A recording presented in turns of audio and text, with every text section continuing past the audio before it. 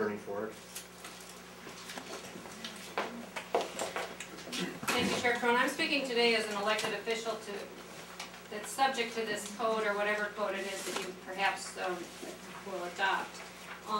If you recall, I was directed by this board, or this board directed that it had a code of conduct in front of it that was prepared by a committee, directed the other elected officials to sit down and talk about this with the administrator, and then come back and basically report to the board. We did that. Sheriff Littman, Auditor Dicklich, and I sat down. We sat down with Chair Crone, we sat down with Dana Fry, the county administrator, and we went over what was a very comprehensive code of conduct that was prepared by some very qualified people within the county. People from administration, people from my office, people from outside of the county that handle this kind of, that work in this area. And we really didn't change what they had come up with at all. What we added to that was a provision at the end that goes to address the concern that we had as elected officials being subject to this, that perhaps we wouldn't agree with the outcome of an investigation. And that we didn't want somebody that perhaps has different politics or has a political agenda, perhaps being our judge. Much of what you have addressed and what a couple of the citizens have addressed here today. So we put in the provisions about the creation of an ethics committee and the provision that the decision of an ethics committee could be appealed if the person that was being affected did object to some of the findings. Obviously those have been removed from this current version, and I really personally take it as a, why did you ask us for our opinion if you were going to just throw it out? Why did you ask a committee, or why was a committee formed to put together a code if it was going to be watered down without discussion or without any further input? So I'm giving input. I have some questions about the current, what you're proposing, or the amended proposal. First of all of the provisions are followed by something called C Minnesota statute or C County Board resolution. I don't know whether this means that I'm just supposed to look at them or I'm supposed to follow them, whether those whether those policies are also going to apply to me. It's really not clear from this. I would suggest a language change in the statement of purpose where it says it's an elected official's responsibility to do their work, and change it to his, her. I also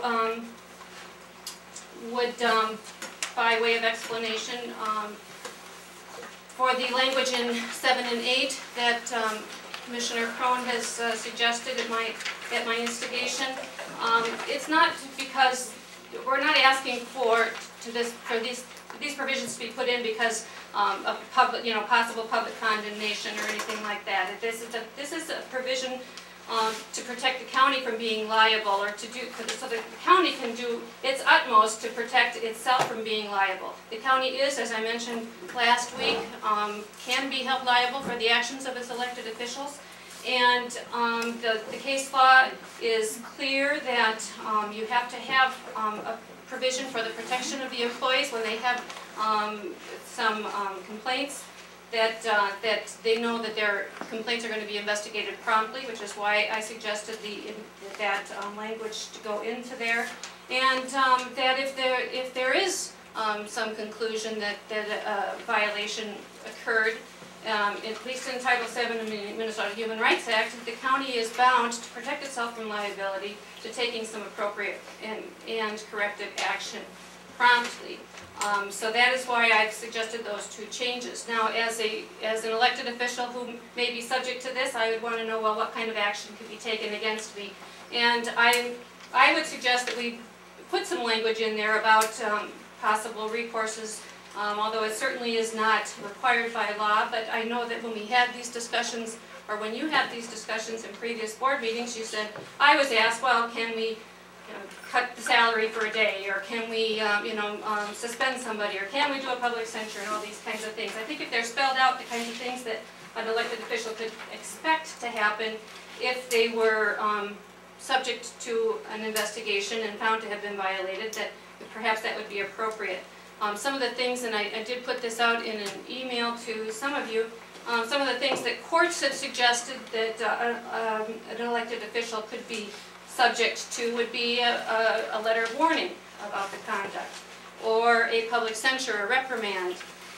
One court went as far as saying that it could be referred to an investigation to find out whether perhaps public removal or the removal process was warranted. We have, as elected officials, we are subject to being investigated for nonfeasance, misfeasance, or malfeasance. That's an investigation that quite frequently is conducted by the State Auditor's Office. Certainly, a board could refer the facts of the matter to the State Auditor's Office to see if the State Auditor determines that there was nonfeasance, misfeasance, or malfeasance in office. There are, as Commissioner Nelson pointed out when he referred to Statute 375, there are even some things that we could do that would subject to us to criminal liability. So in that case, it could be referred to the appropriate investigative authority to determine whether a criminal act, whether there's probable cause to believe a criminal act has occurred. So there are some things that can be done.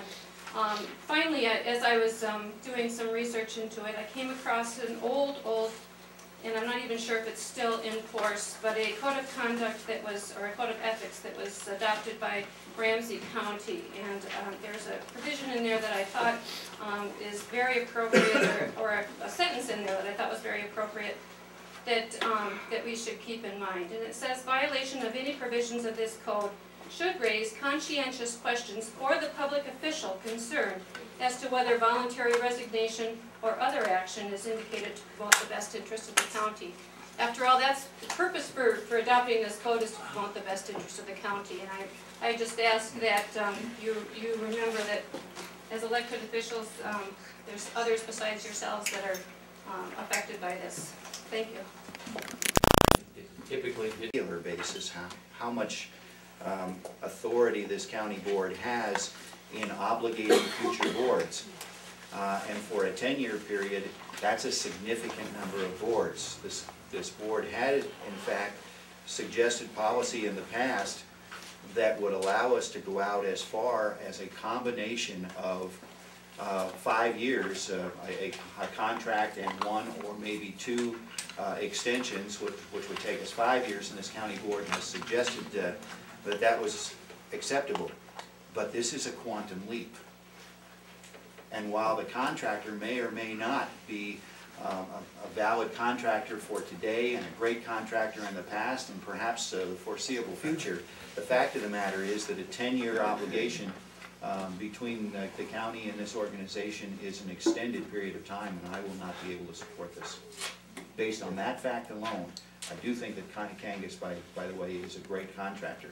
Still, the contract itself has too much latitude. Thank you, Commissioner Fink. Commissioner Nelson. Thank you, Mr. Chair.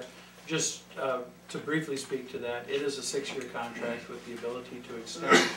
However, this received a great deal of discussion and scrutiny at the Solid Waste Subcommittee. The department head certainly has heard the message of the Solid Waste Subcommittee loud and clear. But the interest in this particular case is not only is to get this part and parcel of all of the contracts that we have moved along so that the solid waste department can start concentrating on efforts in better efforts into recycling, into treating MSW, pulling recyclables from MSW. So in light of all of those discussions, I really believe that this is a good contract for the people of St. Louis County. Thank you, Mr. Chair. Commissioner Nelson, any other discussion? Commissioner Rocker. Thank you, Mr. Chair. Just very briefly, as the chair of the Solid Waste Subcommittee, Commissioner Nelson is accurate in that we had a great deal of discussion about this. This is a homegrown expertise that has been serving providing the service to our solid waste and management of our landfill and transportation of a lot of our recyclables and waste stream being moved around the county from transfer station to landfill. Commissioner Fink's absolutely right. We've been very happy with the level of service and the cost for that service over these many years. And it has worked for us, and you know, one could say if it works, don't fix it, just improve upon that which works. And I think that has been the real evolution of this contract over the years that we've been involved with Kangas Excavating, and our constituents are being very well served fiscally and from a service standpoint with the contract. I think it's also important to point out that in these contracts, and I would ask Terry Soderberg to elaborate upon this point, that there is escape languages, there is review processes throughout the years of the contract that should something go awry, that is not. And then I would also like to just refer us down to the last line on that, under number 4, where it says,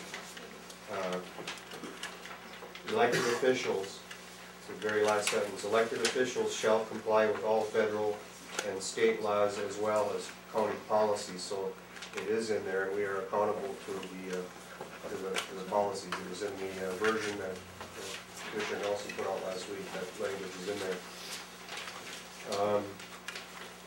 I would ask, since the amendment is on the floor, for any further discussion. Commissioner Nelson. Thank you, Mr. Chair.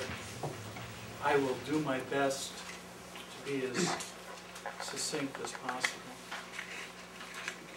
When this first recommendation came out from a group that is now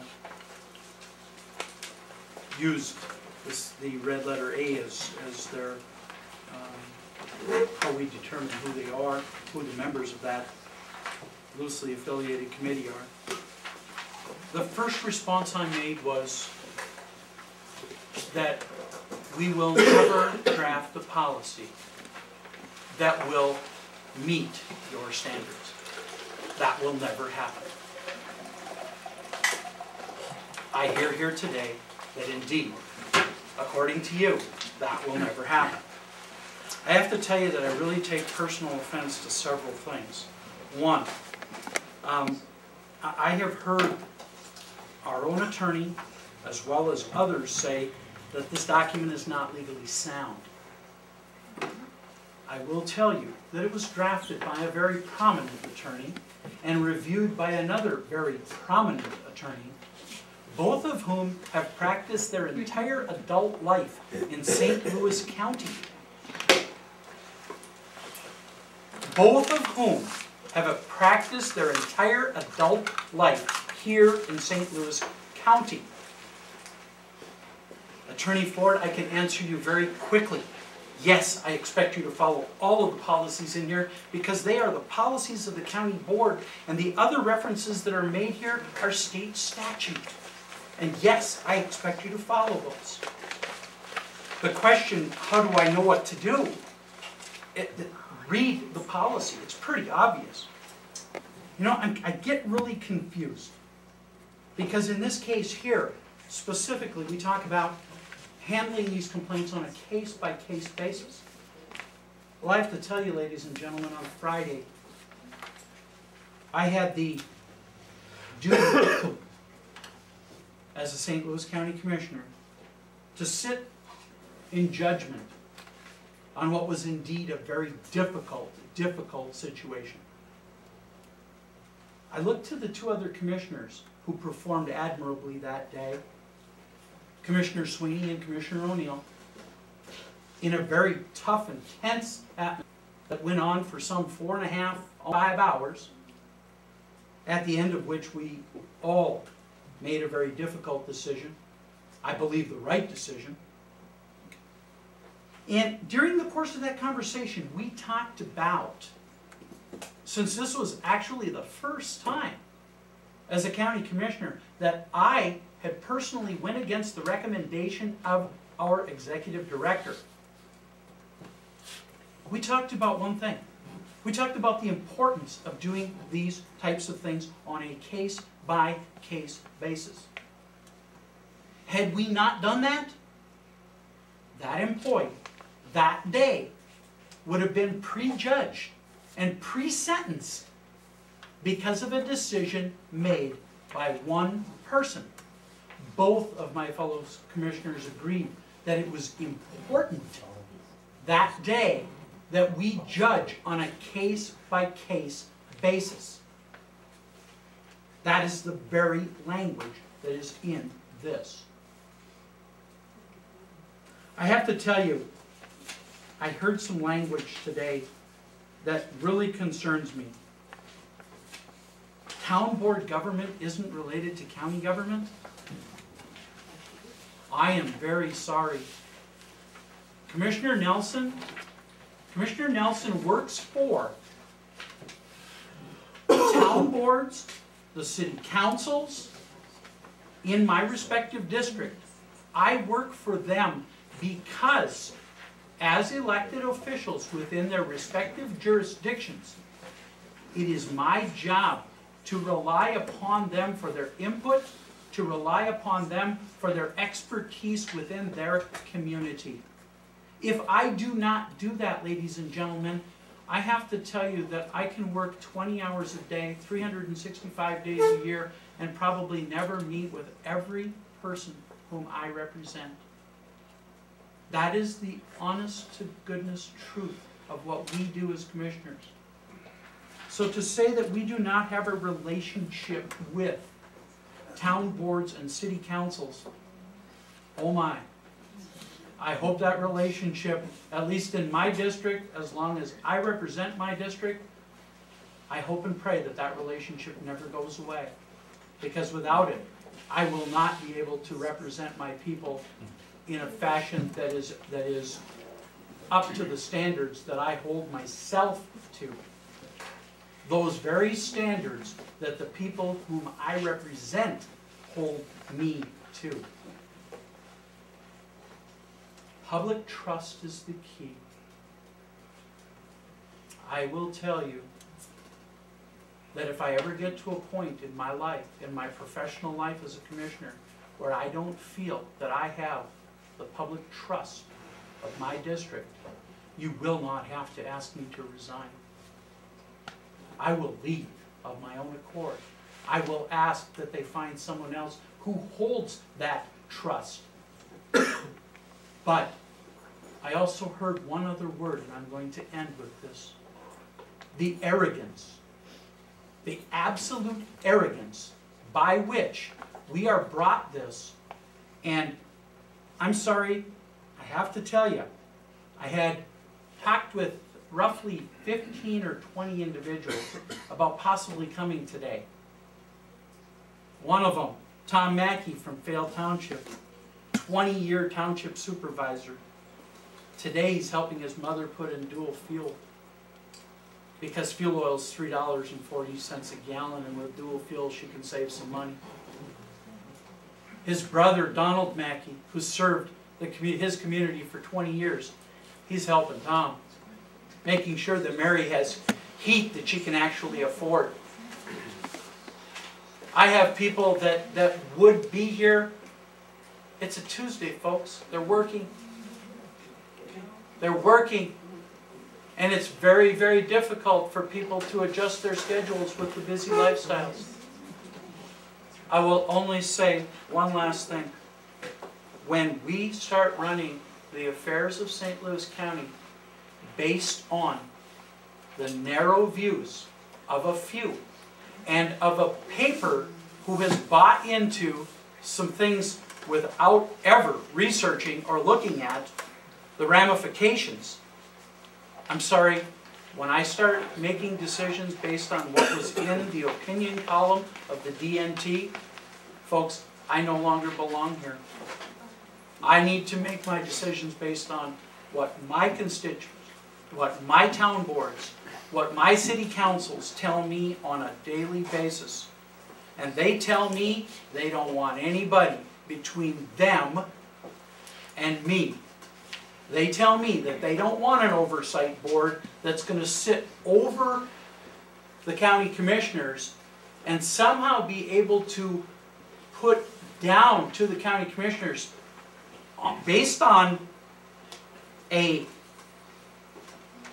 accusation. I will remind you that the very first day I was elected as a county commissioner, the very first morning I sat down for breakfast after being elected, I received a call from the St. Louis County Health Department. An accusation had been lodged against me, anonymously. I was told that my septic system was not in compliance and that they would be out that afternoon to do an inspection. Taken aback, I said, of course, I have nothing to hide. And I hung up the phone. Sat down, finished my 2 eggs and toast, and I got to tell you, I got real angry when I thought about what they had just done. Because what they had just done was take away something that the people of my district had given me. So I called back and I said, no, you will not come out and check my property. If you wish to do that, you will find somebody who is neutral. I don't have a problem with putting a neutral third party. Ladies and gentlemen, explain to me where you're going to find a neutral third party who's going to sit over this, over me as an elected official. We have statutes in place. We have policies in place. Later today, I will entertain the thought that perhaps we need to go back and review those policies. I've heard some concerns. But the fact of the matter is, the laws are there, ladies and gentlemen. The consequences are there. Read the statutes, read the policies. This piece that was brought forward shows all of that within it. And I am sorry. We have worked long and hard to get to this point. But externally accountable, not in my tenure. Thank you, Mr. Chair. Thank you, Commissioner Nelson. Any other discussion for the amendment? Commissioner Forsman? Thank you, Mr. Chair.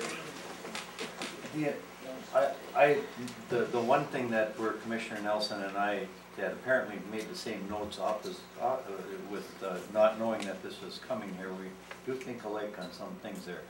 My question was where a neutral third party, and a quick comment to Commissioner O'Neill. I said it'd be difficult to find I said that it'd be difficult to find a neutral third party.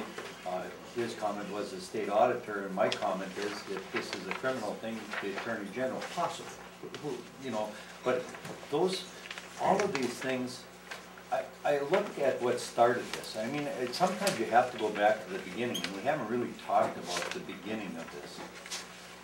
We had 2 commissioners under scrutiny, and there's the key word, under scrutiny. There were accusations made. There was never did it go to a court, never was there a criminal complaint filed. And these are key things to keep in mind, that this nation, you are relatively, well, not anymore, but you used to be innocent until proven guilty. That, you know, obviously doesn't happen anymore. But there never was a conviction. There was what some people, and I think the people that believe that there was a neutral third party. The neutral third party in this case was Attorney Elizabeth Storkley. Elizabeth did an investigation of both the 2 commissioners that supposedly had been engaged in sexual harassment, and concluded at the end of it that sexual harassment had taken place. I honestly believe that Elizabeth Storkley was absolutely far from neutral. That's my belief, and I might be wrong on it, but I don't believe that she was in any way neutral on it. I think that this was a case where Elizabeth Storkley already had my opinion is that she had already convicted them. They were convicted before she started the investigation. This board dealt with those types of things after this, and the follow-up comes all the way to today and may go on forever as far as I know. I mean, I would love to take and see this, that a code of conduct be established today, and that it be a good code of conduct. But to this amendment, one of the things that I look at is that the fact that we do have a legal system. In the legal system, this was never brought to court. There was never a lawsuit filed. There was a threat of a lawsuit. A threat of a lawsuit. But never a lawsuit filed. There was never adjudication. Never. And the attorney says that perhaps that there would be there'd be subject to an investigation of criminal activity. I think we'd have to play the tape back to get it the wording exact. But she said perhaps in her thing that perhaps there'd be there'd be subject to investigation of criminal activity. I'd say that perhaps is a really bad word, because if there is criminal activity, there should always be subject to investigation. Always, if there's criminal activity, but not when there's accusations of what I believe was a witch hunt. And I'm going to use Commissioner Fink's thing just for a little bit. I was pointed, for those of you that haven't read the sexual harassment complaint, one of the things in the complaint was brought out that the person, the complainant, had to walk into a room and walk into a room, into his office, and it was dark in there, and she feared the dark. I'm not too far off on those words. I've been in Commissioner Fink's office, huge windows, huge windows. The person that went in there worked from 8 to 4:30 in the afternoon.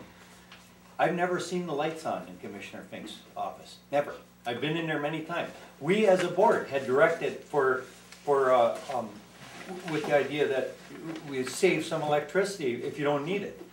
You can go in my office any day, and I usually don't turn the light on because I also have big windows. I reminded in a meeting I had with Commissioner Crone and Attorney Ford, where we were in the northeast office, and I was sitting there, and because I believe I have a sense of humor, and maybe I don't, but I jumped up and to Attorney Ford, and I says, "My God," I says, we're sitting in Marietta Johnson's office. I jumped up, threw the switch on. I says, "My God, you could have been getting me for sexual harassment because we're in a dark room," to Attorney Ford. And I said it kidding around, but it's the exact sort of thing that showed up in Elizabeth Storsley's complaints. The complaints were all perception from the complainant. And though it wasn't just those things. It was the fact that Commissioner Fink goes like this. Look at it. He's doing it again. He goes like this. He goes like this. That's how he looks at people. And he looks at people because that's his eyesight. I mean, he can see down. I do this. I don't do the same thing because I got bifocals on. It works fine this way. But he looks over his glasses, and that was perceived as ogling. Right in the report. And that was evidence of sexual harassment. There was a whole mess of things. If you dissected Elizabeth Storsley's report, and you dissected it by thing, you could find no one thing, except the perception of the complainant. But yet, the Duluth News Tribune, I believe all of the A's, and a number of other people have determined that he definitely sexually harassed this person. And I don't believe it's true. I believe it was a witch hunt. I believe that it was absolutely a witch hunt. I go into this Commissioner Rocker's thing only to say this, is that it was a violation of the county policy as determined by Elizabeth Storsley. And the complainant, Ellen Quinn, because she had allowed her name to get out there, was off duty. She could only, I'm going to go into this just for a second. She was off duty when the people asked her to go out drinking, and she went to the bar drinking with them. And for the policy, it definitely varies between off duty for county, for the violation of the policy, not sexual harassment as a criminal complaint, but as a violation of the policy. But yet, at 1 o'clock in the morning, she was back on duty as a county employee. She was off duty for drinking. A couple hours later, she was back on duty for the policy. I don't get that, but Elizabeth Storsley sure did. All of that, and I'm going to only say that. But now, with with the complaint that's lodged against St. Louis County by the federal government today, the Equal Employment Opportunity Center, Commission, has determined that there has been sexual harassment in St. Louis County by an employee in St. Louis County in one of our departments under an elected official, and that employee against a female employee versus a male employee, and the federal government has determined, absolutely determined, that the sexual harassment has taken place. Our defense in it is the fact that that this took, most of these incidents, and there's a key, most of these incidences took place after hours when this woman and this man were off duty. I don't get to see how we get to do this. Now, all of this is talked at a closed meeting, so the public doesn't get to know that we really do have sexual harassment taking place in St. Louis County, but we're too busy with the witch hunt of 2 commissioners. And with that witch hunt, it goes back to, where do we find this neutral third party in this county? Because you know what? I only see this huge division between these people that think that it has taken place and these people that haven't taken place, and I don't find too many people in the middle. Where do we find that neutral third party like Elizabeth Storsley that's going to do these investigations? That she, in my opinion, where is it going to happen? Where are you going to find it? We are always subject to the recall. We are always subject to anything that has to do with criminal activity.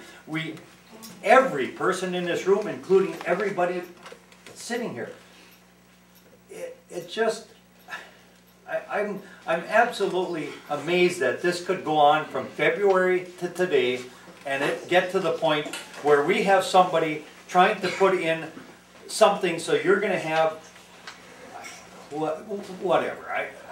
I can't believe that it's gotten to this point. I really can't. But we'll go wherever it needs to go. And I'll stop. Thank you. Commissioner Ford and Commissioner O'Neill. Thank you, Chair Crum. Well, just briefly, I don't know Elizabeth Storsley very well. I know her a little bit, but I do know that she is well respected by many attorneys in Duluth. So I heard just meant to. I'll leave it at that. I do want to point out that I don't think anybody is saying we're going to vote on this because the Duluth News Tribune editorial board or an article says to do that. I will point out one thing I did find interesting this weekend is the Duluth Budgeteer also suggested that we make this code of conduct more accountable. And the Duluth Budgeteer is a conservative paper, and that's their claim to fame. That they're the counter to the Duluth News Tribune. I'm sorry, I did mean to bring that editorial, and I forgot to bring it. I'm glad that Attorney Ford reminded us that we asked her and the sheriff and the county auditor and our administrator to come up with a code that we could.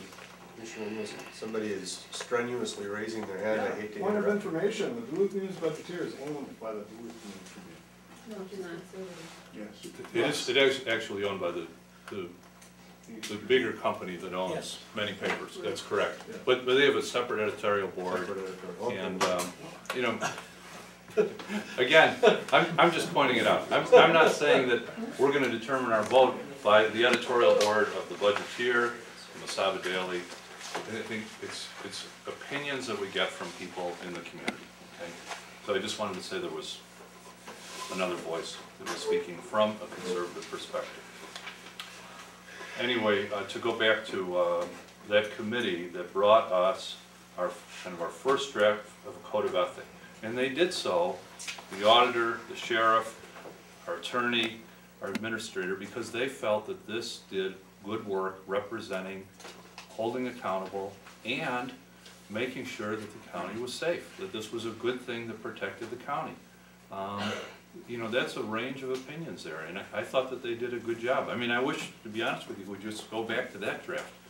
But we've got before us a draft that Commissioner Nelson worked on with some amendments that, again, our county attorney, in her best judgment, as the county attorney, she was voted on by the voters of St. Louis County.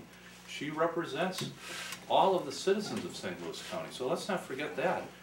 All of us are represented, we're representing our constituents, and absolutely, we want to remember that. But she represents every constituent, everybody in the county, and she's trying to do her best to make sure that this code makes sense for everybody in the county. And I think she's done a reasonably good job. I'm not an attorney, none of us up here are. She is our attorney, she represents the board. She's come forth, she's done work, she's run it by other attorneys, some who probably have lived and practiced their whole lives in St. Louis County. I don't know how relevant that is anyway, but I think at this point, it's our responsibility to take our attorney's advice and pass a reasonable code of ethics that not only makes sense, but works and can be used. Commissioner Forsman, raises this point about an objective, neutral voice, and, the state attorney, the state auditor, I suspect we're open to an amendment on that if you feel strongly about that. If that's the breaking point, then suggest one of them. I think I can live with that. Thank you. Thank you, Commissioner O'Neill. Any other discussion on Commissioner Rocker? Thank you, Mr. Chair. I came here today thinking we'd be moving forward, and I'm still hopeful that we will be moving forward. As I stated last week, this is truly groundbreaking direction that we are on. It's a path of leading local government bodies. I think everyone knows that the search for these types of similar documents across the nation yielded very, very little. I think we're leading by defining what a code of ethics standard is, and with the goal to hold ourselves accountable on behalf of the people we serve. I think that goal from the outset, this document, I believe, with a few adjustments, is going to achieve that goal. We were told or suggested that we shouldn't be treating ourselves any differently than those we serve or those who work for us. And I think the goal of holding elected officials to the same standard as all of our employees is achieved in this document in every respect of the word. And I would point out that several months ago I had a matrix put together by civil servants to point out for clarity and transparency to everyone who has concern about what we are dealing with here, the differences there are between employees and elected officials, both statutorily and by policy. And it pointed out some very glaring similarities and some very glaring disparities and differences. We, in our positions as elected, are subject to no protection under data practices and no protection of confidentiality, as is quite obvious over the past few months, being demonized by folks. But that being said, those things are realities that we accept as elected officials, and the document that civil service brought forward was of course full of a lot of irregularities and things that weren't entirely correct, but we can make those corrections later, and they're not all relevant to the discussion here today. I have a couple of amendments, but before I offer them, I just want to comment on a few things that were said. It's good to hear that people are keeping their lights up and reducing their carbon footprint, because that is the stories of the day. Usually the headlines about the global warming, and I happen to serve on a statewide task force addressing that issue, so kudos to all of you who turn your lights up, reducing your carbon footprint and helping reduce global warming, whether you believe it or not. And another point I think that's worth making is, from my perspective, I read that op-ed piece on Sunday, and my first reaction was, there's a lot, they have an agenda, and there's a lot that they don't say. They put forth their perspective from the ivory tower, but I was reminded after a solid breakfast and a walk around the lake that they do buy ink by the barrel. So as an elected person with experience, I know that oftentimes those in the ivory tower are wannabe policymakers, but they choose to do it from behind their desk to render their way in their positions on various issues. And yes, they are entitled to an opinion. And when I read it, the editorial opinions, I characterize them as just that. I think if there's anything that was clear to me from that recent editorial was that they do not understand policy or statute. And it's probably not that they don't have the potential to do so, but in the newspaper business, they're under deadlines and they just didn't have the time to or weren't willing to take the time to read policy and read statutes to fully understand the comprehensiveness of this code of ethics that we have, which references policy and statute. And if you were to take it all and pile it up on this table, I will guarantee you it'll stand this high. And the copying costs and the carbon footprint would not be a positive, because we have to slay a few more trees to do it. And I only say that because I think, you know, we've been criticized that this document doesn't go far enough. It's been said, you know, maybe it'll never please some people. Some people want blood on the floor, another pound of flesh. You know, they're going to walk away with that mindset. We can't do anything about that either. And I've learned over the years that you don't set policy by editorial opinion. You don't put your finger in the air. You don't set policy by the story of the day. You have to, we're in a unique position that we have volumes of information and expertise and experience and retrospective on lots of issues. And we have to take all perceptions and all realities into consideration when we make policy decisions.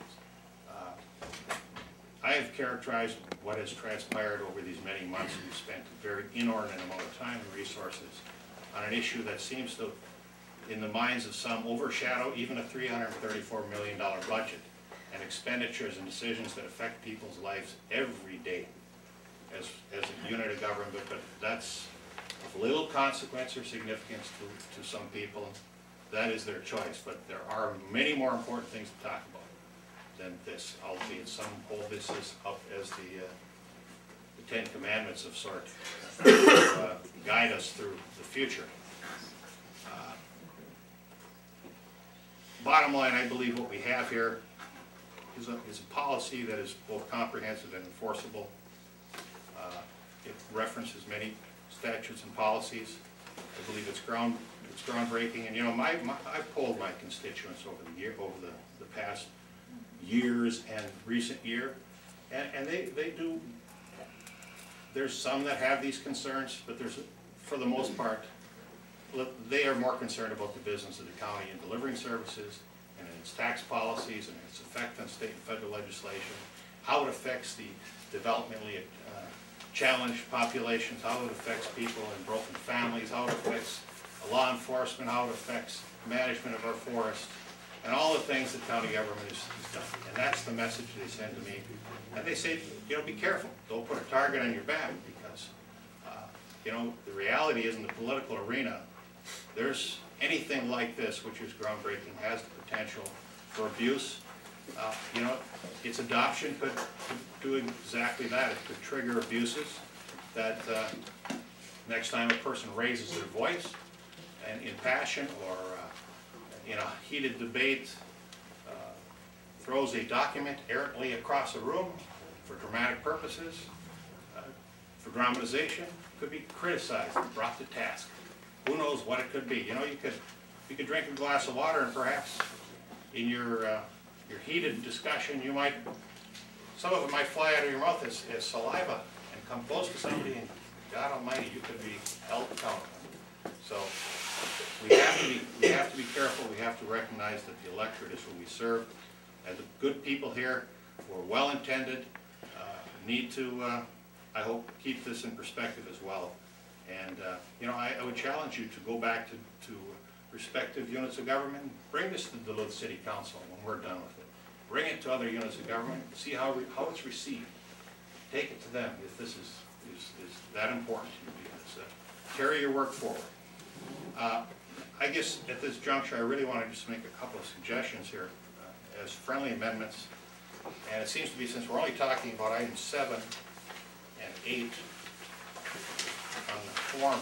You're speaking on the amendment. On the amendment, correct. And I would offer to you, I guess as a chair of Budget and Finance for many years, I deal with budgets, and I think we need to budget words sometimes too. I think a lot of the reductions of language in this document removed a lot of subjectivity, a lot of emotion, a lot of words that were in place that only had different meanings to many different people. And when you make documents, you have to be careful about how words can be interpreted.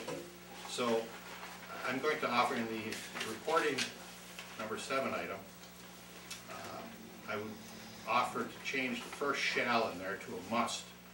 Upon receipt of a complaint against an elected official, the chair of the county board must convene a meeting of the chief administrator in affirmative action to review, and then I would add there, and investigate the complaint and determine a course of action in response to the complaint.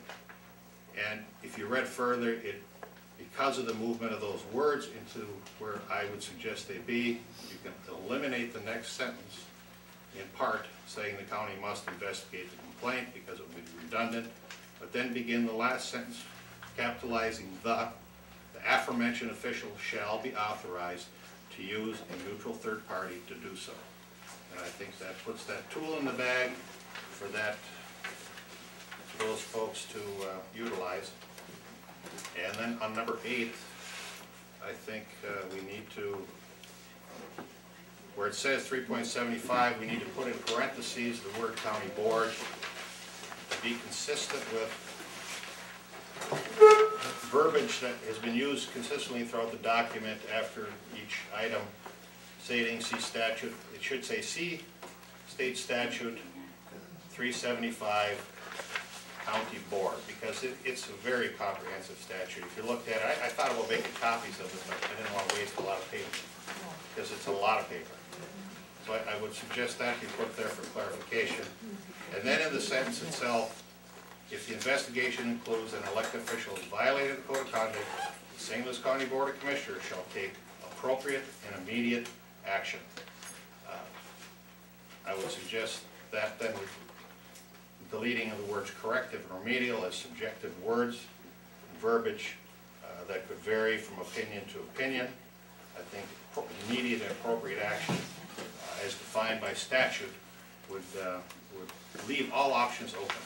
And I offer those as a friendly amendment. To clarify your last one, you're striking out immediate? No, I'm leaving immediate. Okay, read it the way that you It would take appropriate and immediate action would be the last part of the sentence. Okay. You got that, guys? Okay. And as the maker of the motion, I like the idea that the shall goes to a must. I think that explains it even better. And I have no problem with the grammatical changes otherwise, so I would accept those as a friendly amendment. Any further discussion, Commissioner O'Neill? I'd like to ask our attorney to comment on those proposed changes.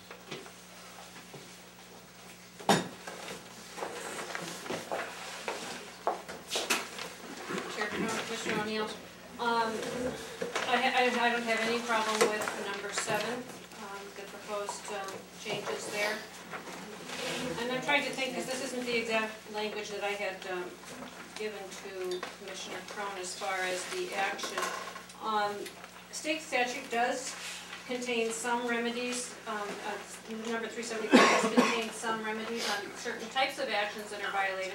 There are other statutes, provisions, sections of different statutes that have different kinds of actions that could be considered a violation by an elected official. So 375, while it contains some, is not comprehensive of all of things. So citing that statute, I'm not sure accomplishes something, but it doesn't fully accomplish, I think, what Commissioner Rocker is mentioning. Also, the fact that if it's a violation of the Human Rights Act or the Title VII, state statutes don't really provide the remedy. It's case law that indicates the remedy is that you're supposed to take action designed to remedy the situation.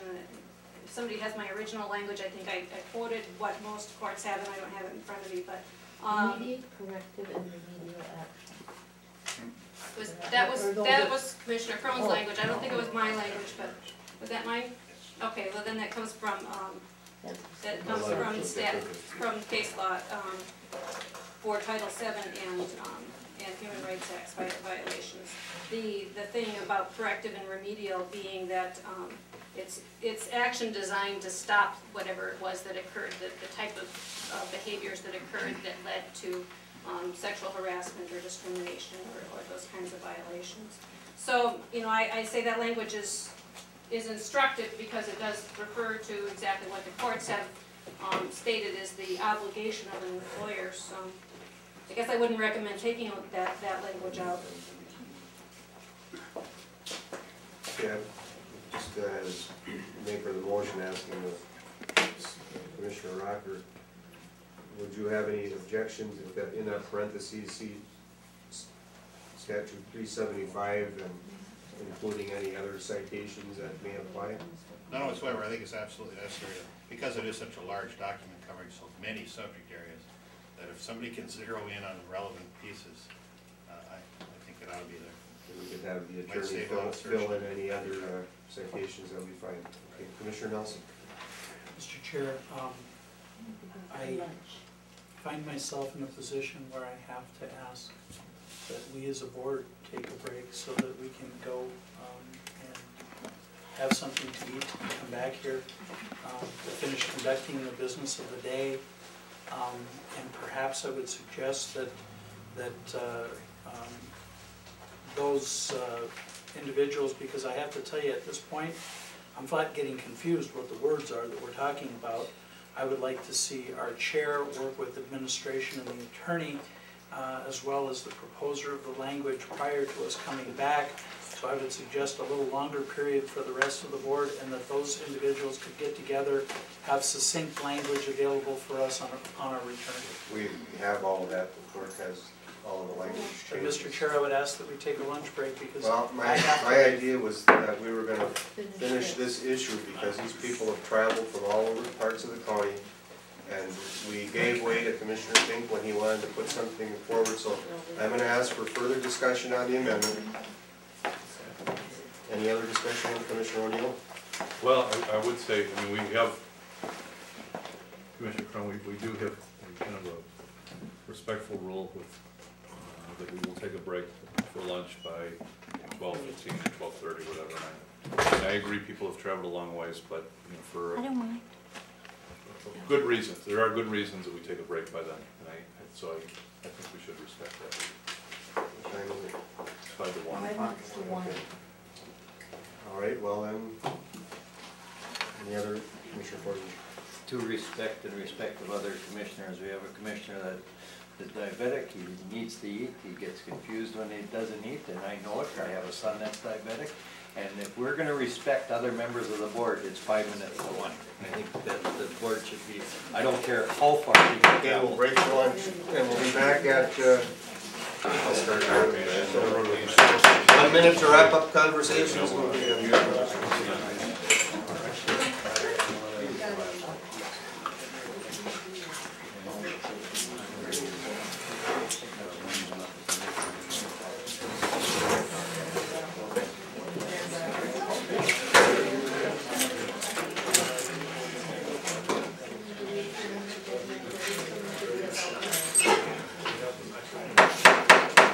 Okay, we'll call the county board meeting back to order. Note that all commissioners are present.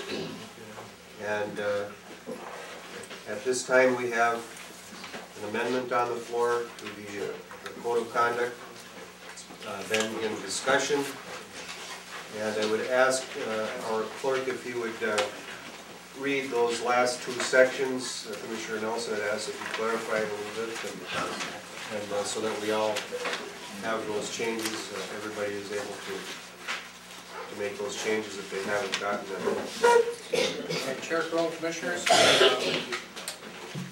amendment that's on the floor was the copy of the policy handed out by Commissioner Crowe and moved, and Commissioner Rocker offered a friendly amendment. The changes are in items 7 and 8. And what I've got in 7 is upon receipt of a complaint against an elected official, the chair of the county board must convene a meeting with the chief administrative officer and affirmative action officer to review and investigate the complaint and determine a course of action in response to the complaint. The aforementioned officials shall be authorized to contract with a neutral third party to do so.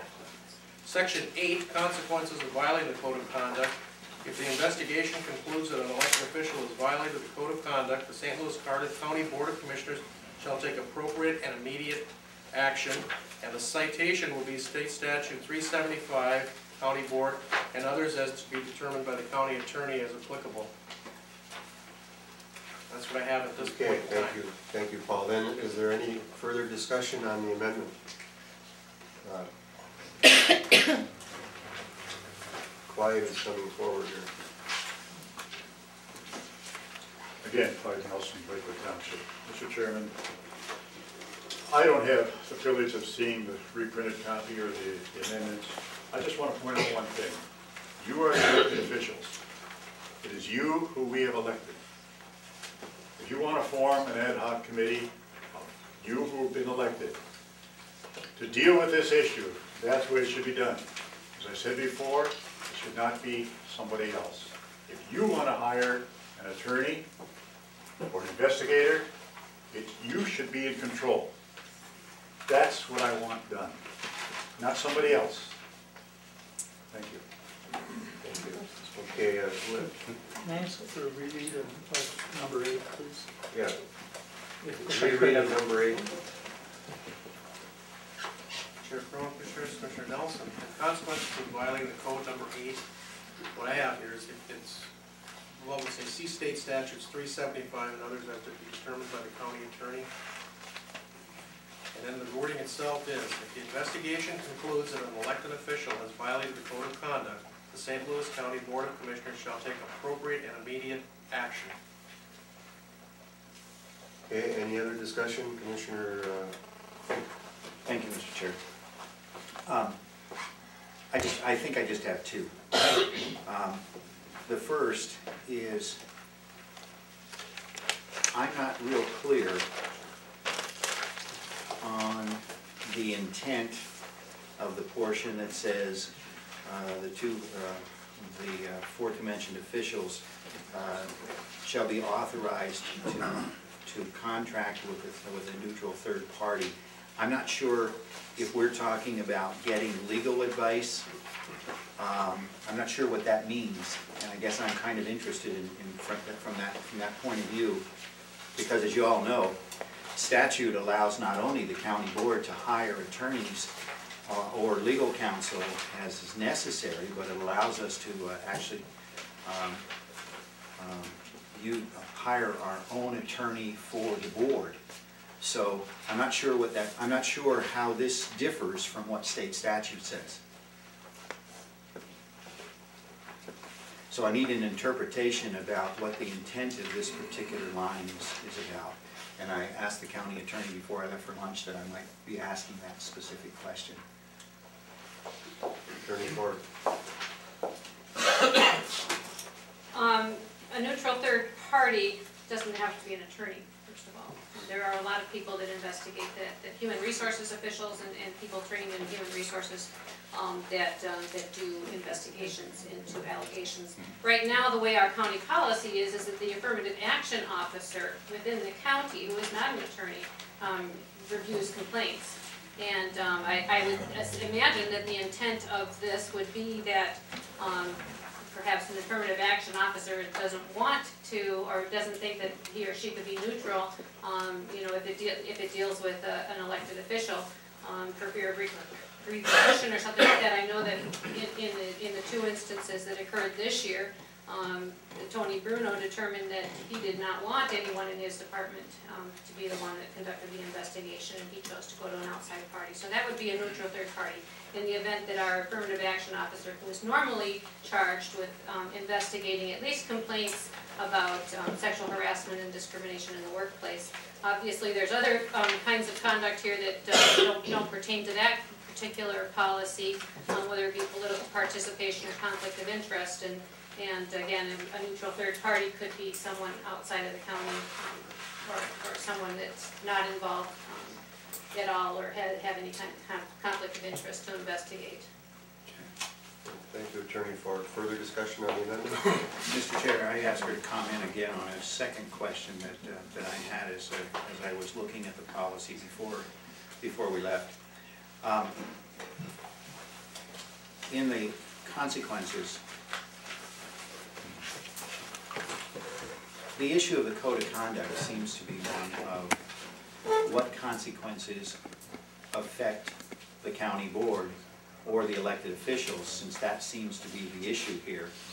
And it seems to me that we have been mixing what the county's approach to resolving the issue is, and then what punitive actions should be taken against or at least addressed. And I asked the county attorney to comment on that, because in her comments to us, she suggested that we need to position ourselves in order to make sure that we're not liable, the county board is not liable.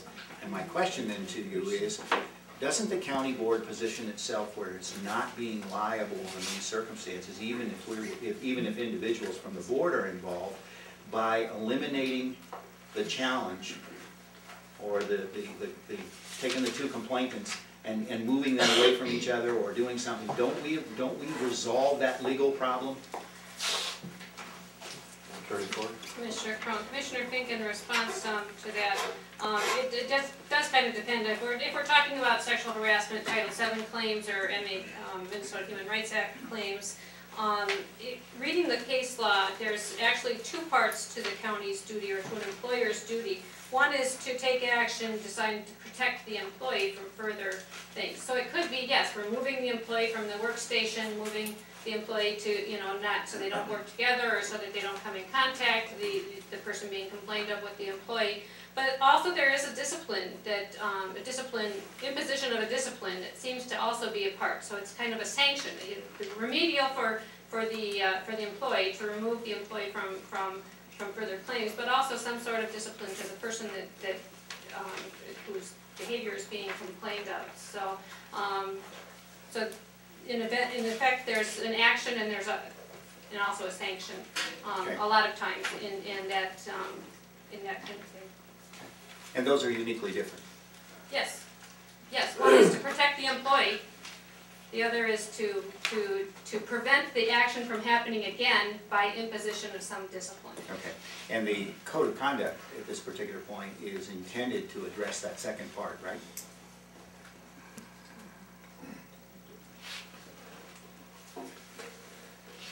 I'm not sure how it would address it. The code of conduct is not addressing discipline. I mean, it's setting forth some ideals, but I don't see how this code of conduct actually states kind of disciplinary action that will be taken. I mean, it does refer to a section of the statutes that talks about sanctions for criminal activities or for malfeasance, misfeasance, or nonfeasance. But I don't know that it addresses necessarily violations of. Not the question I asked. Okay. You've addressed that as whether it does or not. And the question I'm asking you is that the intent? Is it the intent of in your mind that that's the intent of this code is to suggest whatever those? In my mind, it should be the intention of everybody, because of the to protect the county from liability. Okay. Okay, further discussion on the amendment? Commissioner Nelson. Thank you, Chair. Commissioner Crone. I'm puzzled over the language in number 7, and I have some concerns on number 8. But here's what I'm puzzled over in number 7. I've asked the clerk to give me the language so that I could study it more closely in writing. But essentially, the language that we have put in number 7 now says that the chair of the board and the chief administrator and affirmative action officer will get together, and as a result of that meeting, the officials shall be authorized to contact a third party. When in fact it says here that the chair, the chief administrator, and the affirmative action officer are to review and investigate the complaint and determine a course of action in response to the complaint. And then it goes on to say the aforementioned officials shall be authorized to enter into a contract. And I don't think that it should tell that committee what to do. I see value in the committee getting together to review and investigate the complaint. And I think it should say something more like, the aforementioned officials shall have, upon determination by the aforementioned committee, they shall have the authority to contract with a neutral third party should they deem it necessary. Because you can't put a committee together and then tell them what they're going to do before they do it, because they may actually form the committee, look at the evidence that is presented, and say, ladies and gentlemen, there's really nothing to move forward with. Yet this policy says you shall go forward. And I'm only trying to get some clarity to that. The second thing, and I'm guessing that this may be something that Commissioner Fink was alluding to, but you know, specifically, if we are going to cite state statute, okay, we're doing so here in the very same sentence that we're talking about a code of conduct. That concerns me because I don't think we're defining our code all that well. The investigation concludes that an elected official has violated the code of conduct. And then it goes on to say, see state statute, where the state statute only is involved with those areas that the attorney has already mentioned, has already explained to us several times, where there is criminal activity, malfeasance, misfeasance. It does not, those state statutes do not have any section in them, to my recollection, that cites a code of conduct. And yet, in our number 8 here, we are talking about a code of conduct and state statutes in the very same sentence, and I apologize to my fellow board members, they are not one and the same.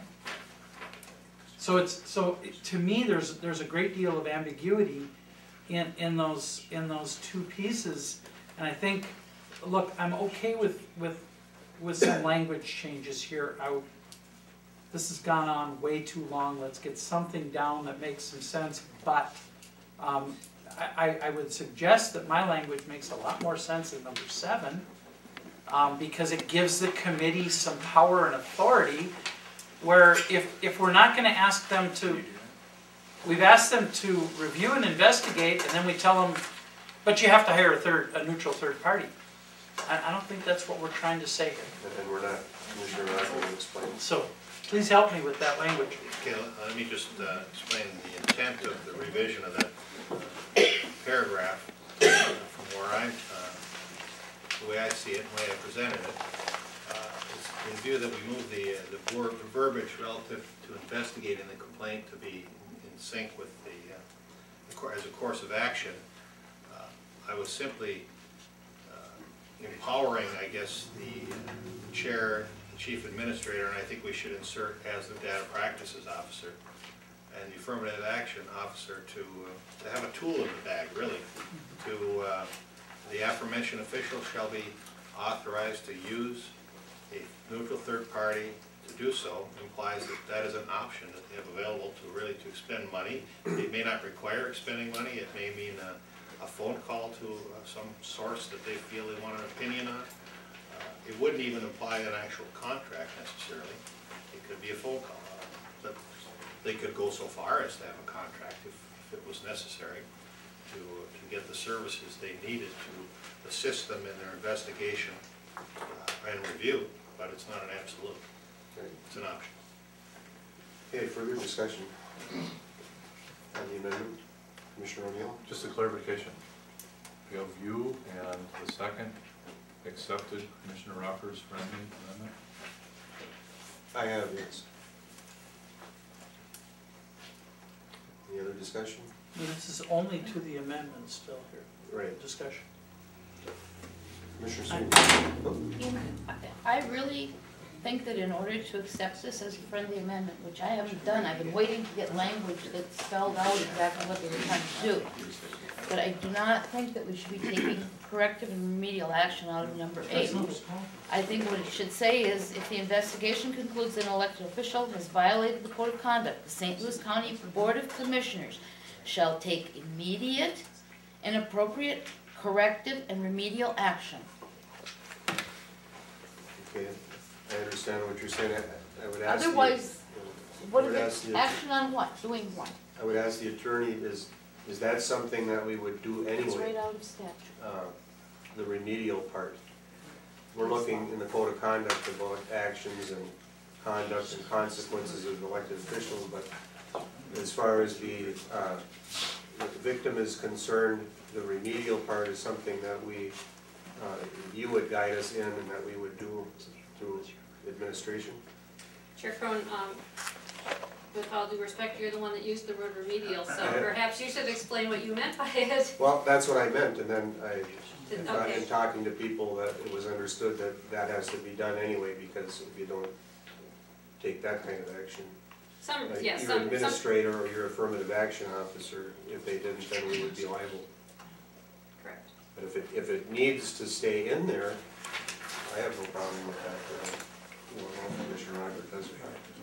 To a certain extent, it could be read that corrective and remedial are duplicitous, that they mean the same thing, Right. so, you know, but it certainly, Correcting the it doesn't situation matter and that they're correcting both. the conduct, yes.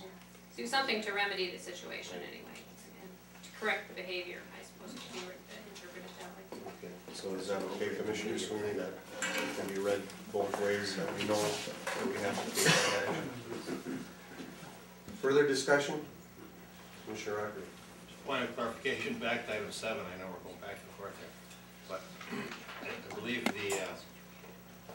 the aforementioned, the use of the third party with respect to that, what my notes tell me is the aforementioned official shall be authorized to use a neutral third party to do so. The use of the word contract, I didn't have in my notes, just to use at the third party, because if you don't have to contract, you don't have to contract. But to use can include being contracted. And that's what's in there at this time.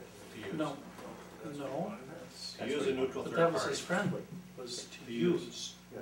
That's That may, yeah. that may Oh, you. result in a contract, but it may not I as asked. well. It's just, Okay, that's, we got that done, right?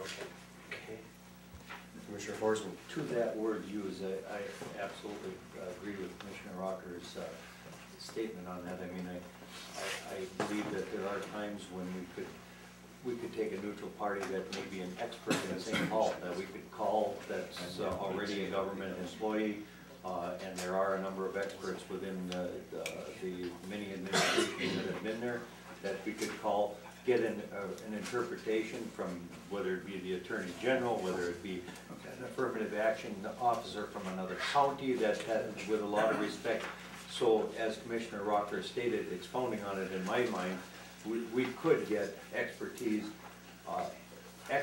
expertise for no cost and without a contract. And I think that's the reason that I bought in real quickly to the idea that we don't always have to contract in order to get expert advice. I think even Attorney Ford alluded to that earlier, that you might want to use someone from the university or Yeah, someone yeah. from human rights or whatever to bring in, and it might not constitute a contract. Yep. Okay, so that option would be available as well as contract. Any other discussion? If not, all in favor signify by saying aye. Aye. Opposed? Motion carries. And we're, whoops. Chair Crowe, can I ask one more question? I'm still trying to get a clarification on No, number 8. On but- number Let's 8, get it. is that where I've got, if the investigation concludes that an elected official has violated the code of conduct, the San Luis County Board of Commissioners shall take appropriate, immediate, is the word corrective reinserted? Or just immediate action? Immediate action. Appropriate means. That's the way I had it. There was some discussion. You reinserted. Does anybody want to re-vote on that because of that, or is it okay? I would, it wasn't my understanding, I'd like to ask our attorney if she feels that language is strong enough or is. Appropriate and immediate action as opposed to, and corrective. Attorney Ford. I missed the part that the corrective was removed from there. I thought it was still in there. I would strongly urge that some kind of language that states corrective and or remedial be inserted, be in that. I'd also ask, since we're questioning, if we can change the language where it refers to an elected official and then uses a plural to identify the elected official's responsibility to do his or her work. For example, in the first sentence, and on number 5, an elected official has a responsibility to conduct his or herself in a manner. Just some grammatical points there. We'll make those changes. Mr. Rocker is okay. You made those already. You made the pronoun stuff already. We changed that early Okay, on. I Yeah, missed she it. found some more through all. But Is that Commissioner Rocker is corrective, okay to be left in there? Well, I guess I didn't offer that, so if somebody wants to offer that, It's We offered up Point of- already. we did already. Point of order. We did already vote on this, and, but we can, someone could reconsider. Anyone wish to reconsider, Commissioner? I'd offer an amendment that we had corrected in that language. Okay, motion to reconsider. Point of order, Okay, yes. motion to reconsider. A motion to reconsider would be in order. All in favor signify by saying aye. Aye. Aye. Opposed? Aye. Steve, what was what was the motion? your? To reconsider and give the word Reconsider corrected in adopted. there. Reconsider the amendment? Yes. Yeah. I'd say no, it should maybe Oh, you have. result in a contract, but it may not Yes. as well. It's just, Okay, that's, we got that then, right? Okay. Commissioner Forsman? To that word used, I absolutely agree with Commissioner Rocker's statement on that. I mean, I believe that there are times when we could take a neutral party that may be an expert in St. Paul, that we could call, that's already a government employee, and there are a number of experts within the mini administration that have been there, that we could call, get an interpretation from whether it be the Attorney General, whether it be an affirmative action officer from another county that had, with a lot of respect. So as Commissioner Rocker stated, expounding on it in my mind, we could get expertise, expertise for no cost and without a contract. And I think that's the reason that I bought in real quickly to the idea that we don't always have to contract in order to get expert advice. I think even Attorney Ford alluded to that earlier, that you might want to use someone from the university or someone from human rights or whatever to bring in, and it might not constitute a contract. Yep. Okay. So that option would be available as well as contract. Any other discussion? If not, all in favor signify by saying aye. Aye. Opposed? Motion carries. And we're, whoops. Chair Crowe, can I ask one more question? I'm still trying to get a clarification on On number 8. On but- number 8, is that where I've got, if the investigation concludes that an elected official has violated the code of conduct, St. Louis County Board of Commissioners shall take appropriate, immediate, is the word corrective reinserted? Or just immediate action?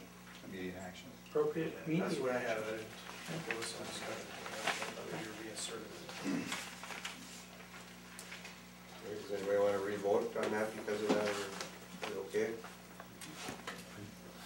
I would, it wasn't my understanding, I'd like to ask our attorney if she feels that language is strong enough or is. Appropriate and immediate action as opposed to, and corrective. Attorney Ford. I missed the part that the corrective was removed from there. I thought it was still in there. I would strongly urge that some kind of language that states corrective and or remedial be inserted, be in that. I'd also ask, since we're questioning if we can change the language where it refers to an elected official and then uses a plural to identify the elected official's responsibility to do his or her work. For example, in the first sentence, and on number 5, elected official has a responsibility to conduct his or herself in a manner, just some grammatical points Yeah. there. We'll make those changes. Mr. Rocker is Didn't we vote on okay. this? You made those already. You made the comment and stuff already. We changed that early Okay, on. I Yeah, guess she we found did. some more if you all. But Is that Commissioner Rocker is corrected, okay to be left in there? Well, I guess I didn't offer that, so if somebody wants to offer that, We Offered up Point of- already. we Point- did already. Point of order. appropriate We did immediate already action. vote on this, and, but we can, someone could reconsider. Anyone wish to reconsider, Commissioner? I'd offer an amendment that we had corrected in that language. Okay, my motion to reconsider. point of order, Okay, yes. motion to reconsider. A motion to reconsider would be in order. All in favor signify by saying aye. Aye. Aye. Opposed? Aye. Steve, what was What was the motion? yours? To reconsider and get the words Reconsider corrected adopted. in there. Reconsider the amendment? Yes. Yeah. I'd say no, it should, maybe if somebody wants to make another friendly amendment, add a word, but you feel That's free what to do they're it. moving to But it's reconsider not so that really they a make that amendment. reconsideration. The amendment's still, you can still amend. Okay. Amend all the way through. Okay, Yeah, all right. we're still in the middle of this thing. I'll make a friendly amendment to have corrected it. Okay, that's right. Okay, that's support. Number 8. Okay, all in favor signify by saying aye. Aye. Opposed? Aye. Motion carries 4-3. No, I'm gonna vote aye on the negative. I'd like to hear some, you know, I thought the words appropriate and immediate action covers it. Somebody define Okay, correctly. once again, then, okay, we will, Define let's correctly. ask our county attorney to come forward and We don't have a state the reason- definitions page. I know that was asked numerous times. state a reason for, Is it a rope? Is it a Correct. noose? Is it a guillotine? I don't know what.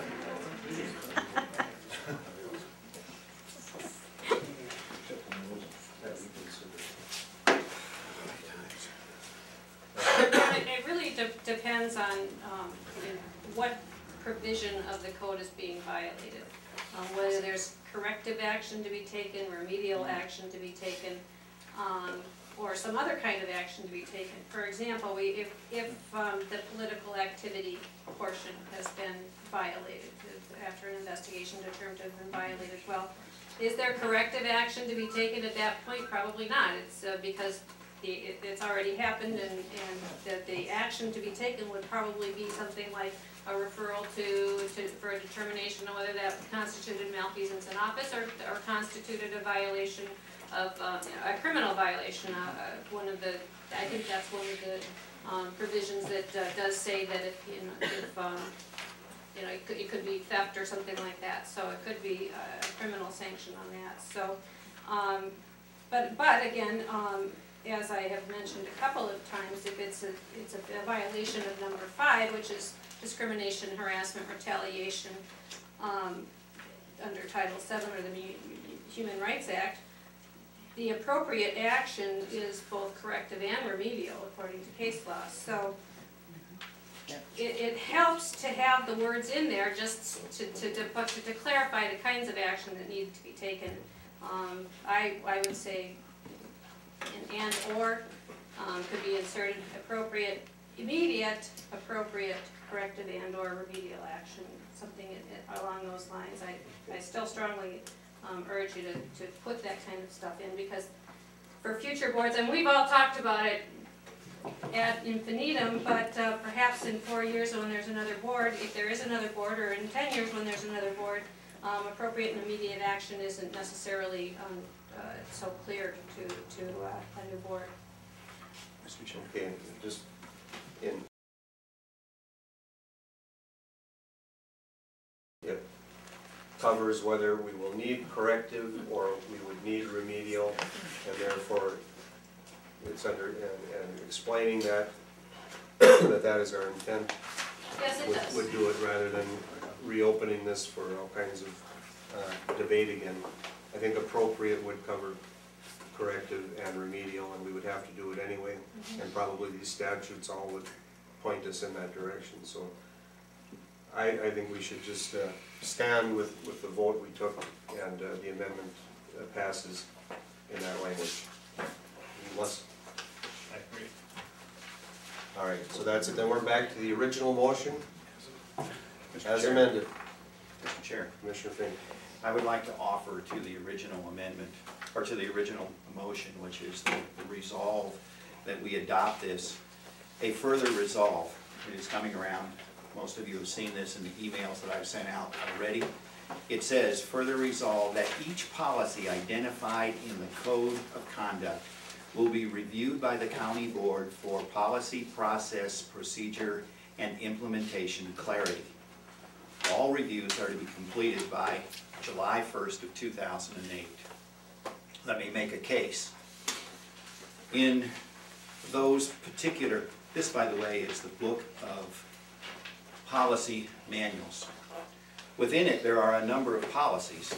Under Chapter 9 there are a bunch of those policies for which we are identifying in this particular case. But let me just point out that in the process, under the policy called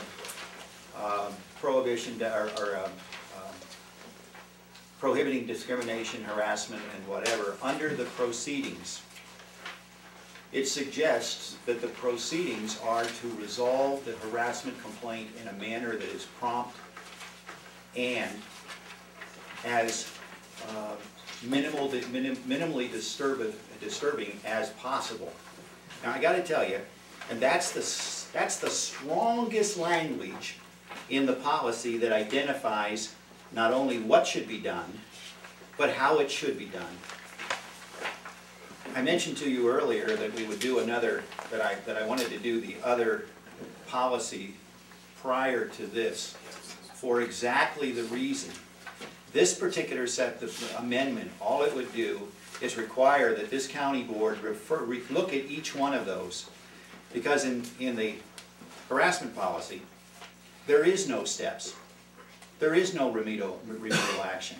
In fact, there's even an indication in here that the complaints can in fact be resolved at the department head or sub-department head level. Because it says, if you've already taken action, when you send the complaint down, you need to tell the affirmative action, the action people, that that's the case, that's the action that you've taken, so that they can include it in the documentation that's necessary. I would make argument that each one of these policies needs to be much more clear. In fact, they need to be clear to the extent that they actually say who, what, when, where, and what remedial action is necessary under certain circumstances, and they are uniquely different. It is the case, as we look at these various workshops, that when we put this policy, when this code of conduct was put together, it doesn't make any difference which one it was, by the way. Each of them made strong references to policies that was already in effect. But it said nothing about the effectiveness of the policy. It just said the policies were there. And in fact, some of those policies should, by statute, already have remedies. But some of them do not have remedies by policy. In fact, it's interesting to look at it from that point of view, because in each one of these cases, the document of code of conduct actually refers to other policies that we have in place, and it's likely to do that in the future, because this is not limited, by the way, as far as I could tell, to the existing policies today. If we put new policies in place tomorrow, those policies would be covered under this as well. So my point on this is this.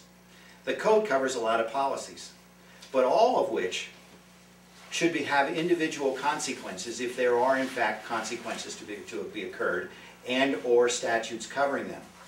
Ideally, the county board should not respond to the violations of the policy, of each policy, in the same manner as they would respond, for example, to law.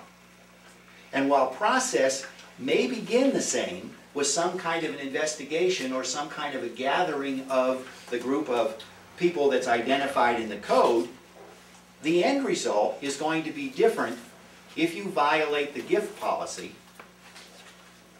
or if you violate the policy for which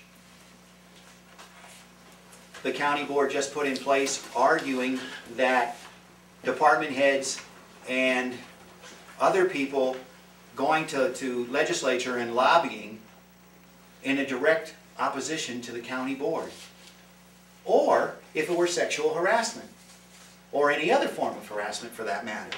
So you got all these different possibilities, and each one of these policies should include that kind of information. And we, if these are our policies, we're the ones that should review these and make sure that that stuff is there. Make sure that the process that's being utilized is done appropriately. Now, the policy that we just completed, the one on emergency conditions, does exactly that. It says, here is the situation. It says, there are a number of possibilities that occur within those situations, and here is the resolve to those consequences. And oh, by the way, there are in fact issues that have to be addressed. And one of them is, if you close the county down, how does the people get paid? And it explains how that gets done. It also recognizes that there are 2 times when a closing could occur. Once while a worker is working, and what happens for the rest of the day. And second, what happens if work has not started for the bulk of the county? And how does that all work? And what happens if you were on sick leave? In other words, it says who, what's the problem, who's in charge, how do we go about this, how do we deal with the resolve, and what else is going on. But I can tell you for sure that this one that covers a number of pieces, you would assume that I might be intimate with this. And I am. And it does not talk about a process that's clear that you would understand. So it leaves to administration to respond appropriately. Notwithstanding the fact that the committee that we put together suggested that there be other things that be done, the truth of the matter is that what they wanted to have done was focused only on one of the policies. But the truth is there's 18 in there. There's 18. Are you making an amendment? So I would make the amendment, I would add this amendment to the current resolution, and all it suggests is that the county board would go through the process, would go through looking at each one of these policies that are referred to in the Code of Conduct for process, for procedures, for implementation clarity and policy clarity, so that we understand all those things that are there and have that review completed by 2001. And Commissioner Fink, I think in the earlier committee of elected officials and the original drafts, I think that was the intent, was to review all. I kind of thought that was the intent too, and I suspect that maybe they did, but I don't know that. Head shaking, yes. But So I think that would only serve to strengthen this. I would hope. If not lessen the debate, but it would strengthen it, and it would be a good thing for us to do. So is there support, excuse me? No, go ahead, get the Is it support. being accepted as a friendly or offered as a friendly? No, well, I can't do that, and there's no language there, so you'd have to introduce new language. He's I'm making amending it. amendments, I so was is there voting on the support? special. Okay, I'll support it. Support by Commissioner Nelson. Commissioner O'Neill. Thank you, Chair Crown. I guess it makes good sense, but I will say, we've been discussing this for hours, so I wonder if both Administrator Eckenberg and our county attorney would just comment on this from their perspective. And if our auditor wants to comment too, that'd be great. Chair Cronin and Commissioner O'Neill, I think you're asking me to comment on the resolution that Correct. Commissioner Fink has just proposed, and I think it's always good policy for a governing board to review its standing policies whenever it has the opportunity, so, I mean, I certainly think it's a good thing to do. Thank you. Okay. I do know that, as a matter of fact, not only is it a good thing to do, I think it's legally sound, because laws change and we need to change policies along with them. Chair, members of the board. Dr. Dickwitz. Thank you. As our group was looking at it, and as I was considering this ahead, before we even got into that committee that you asked to get